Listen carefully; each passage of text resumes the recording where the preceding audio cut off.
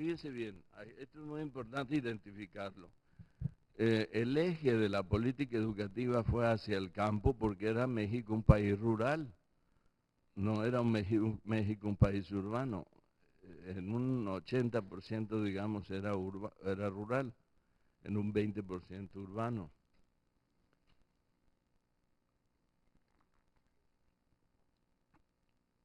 Y entonces se dio el fenómeno de el desplazamiento de los sacerdotes, del liderazgo moral de los sacerdotes en las comunidades por el profesor.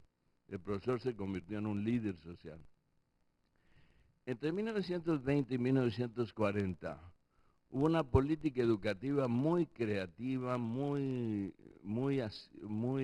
revolucionaria, que fue la etapa más rica de la educación mexicana, la escuela rural mexicana, en donde la escuela estaba fusionada con la comunidad. La escuela era un lugar abierto, muy flexible curricularmente. Se daba educación a los niños, pero también se daba educación a los adultos por las tardes. Los profesores participaban en actividades educativas, pero también participaban en problemas de la comunidad, en resolver problemas de la comunidad. Y el profesor fue un líder campesino, por así decirlo. Acaba de aparecer un libro de Guillermo Palacios en el Colegio de México que se llama La pluma y el arado. Recomiendo leerlo porque es el vínculo que los maestros tuvieron con los campesinos durante esa época, 1920-1940. Las cosas cambiaron. ¿Puedes cambiar, por favor? Las cosas cambiaron en 1940, como todos sabemos. El giro, por cierto, un sinaloense, Luis de la Peña, el historiador. Bueno, ayúdame un poquito y me acuerdo. ¿Mande? No. Es un profesor del CIDE que tiene dos libros muy interesantes. Uno se llama La invención de México. Se publicó hace 2 años. Se apellida Peña y es de Sinaloa.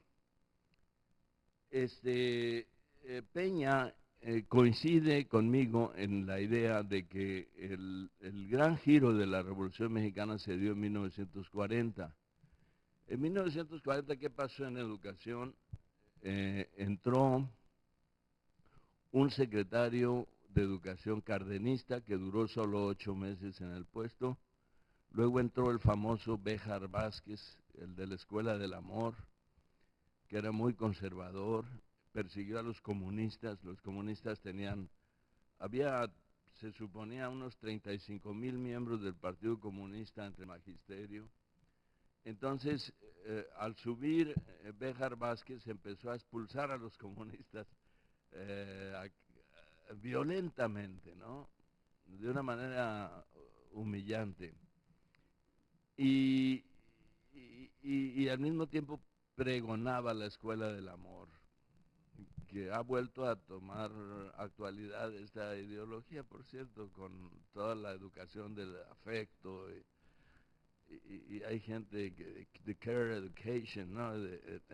Que nos viene de Estados Unidos, influencias, o lo que nos plantean ciertas feministas que dicen que el acto del parto y la crianza son actos fundamentales para desarrollar la solidaridad y el afecto en las personas y que por lo tanto deberían ser valores centrales para cohesionar a la sociedad. Bueno, me estoy desviando un poco del tema, pero ustedes me pueden jalar las orejas cuando quieran.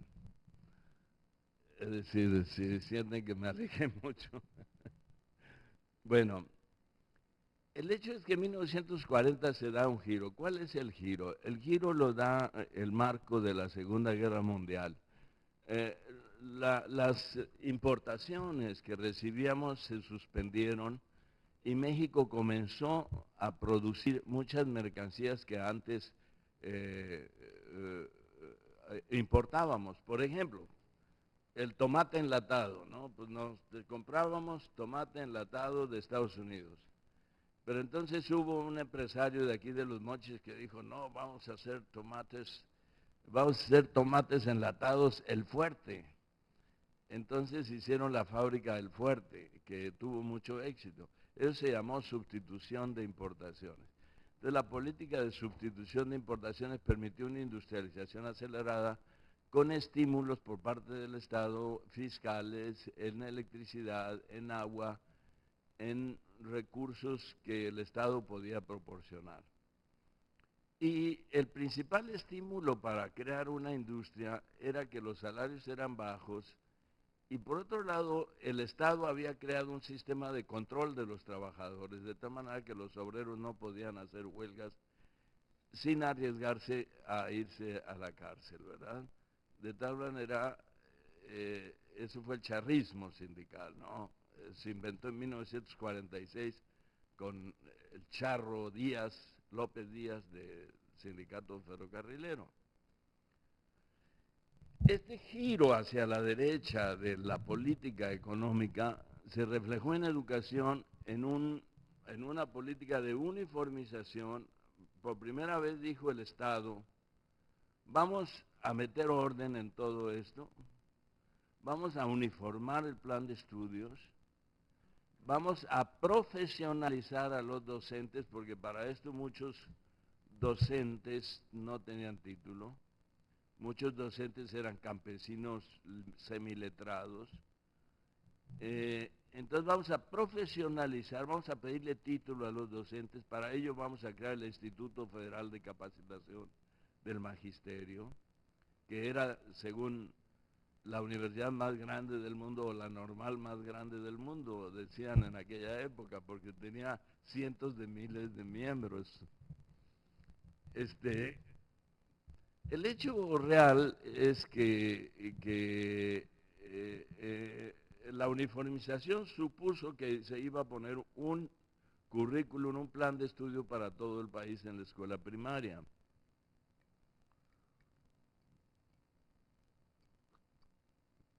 Esto lo hizo Béjar Vázquez en 1943. Ese mismo año entró don Jaime Torres Bodet a la Secretaría de Educación y don Jaime Torres Bodet unificó al sindicato. Entonces había muchos sindicatos, uno, el más fuerte, el STERM, era dirigido por el Partido Comunista. Se unificó el sindicato, se creó el CENTE y el primer secretario general del CENTE fue un comunista, un profesor de historia que se llamaba ayúdenme, el primer secretario general del CENTE. Oh, compañeros, vamos a pensar que sus preocupaciones laborales, sindicales, no son muy consistentes.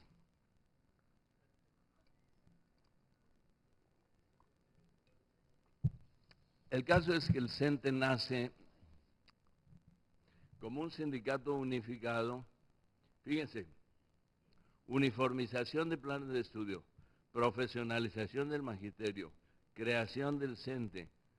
El CENTE se convirtió en un sistema de control rápidamente porque en aquella época, más bien, como era lógico, el partido oficial adquirió desde la época de Cárdenas una forma corporativa, ¿no? Como Arnaldo Córdoba muy bien lo ha descrito en sus libros, ¿no? ¿Qué quiere decir corporativa? Pues lo mismo que en Italia con Mussolini, ¿no? Es decir, lo que quería el Estado era estabilidad y para eso creaba gremios que se articulaban a través del partido oficial con el Estado y el Estado lo regulaba. En realidad era una regulación del orden social que partía del presidente hacia abajo, a través de una escala de poderes. Y los sindicatos, y sobre todo el sindicato de profesores, era una estructura de poder tremenda, ¿no? Y sobre todo, más tarde descubrieron que también era una estructura de poder muy importante para acarrear votos a la hora de las elecciones, ya que se democratizó el país, ¿no? O sea, desde el año 2000, o sea que eso fue un descubrimiento de Vicente Fox. No, estoy bromeando, ¿eh?